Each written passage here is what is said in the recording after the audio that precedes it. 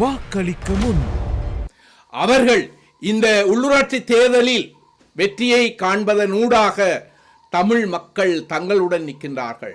தமிழ் மக்கள் தங்களுடைய உரிமை கோரிக்கைகள் எல்லாவற்றையும் விட்டுவிட்டார்கள்.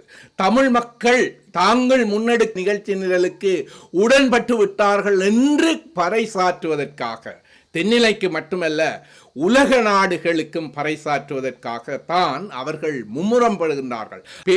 ஏற்கனவே நாங்கள் பட்ட அனுபவத்தை கொண்டு தெளிவடைந்து இந்த உள்ளூராட்சி மன்றத்தில் மிக தெளிவாக ஒரு செய்தியை சொல்ல வேண்டும்.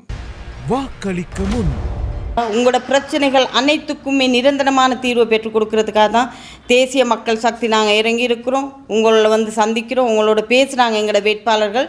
அதனால் இருந்த இந்த வஞ்சகர்களுக்கு, மோசடிக்காரர்களுக்கு நாங்கள் அவதாரணம் கூறுறோம்.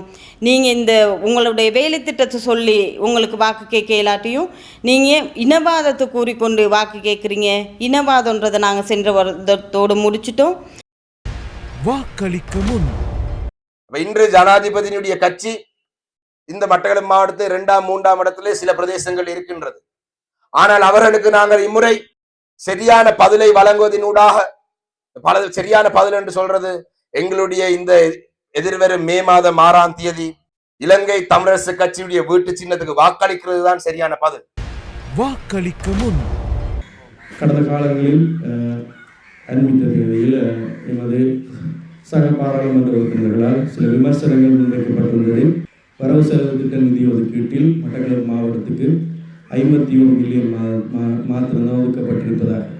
உண்மையிலே அது ஒரு போலியான கருத்து.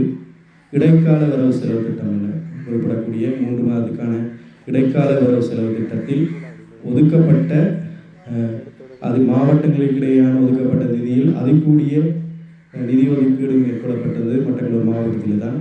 அதுவும் 51 மில்லியன் கிடையாது, 58 மில்லியன்.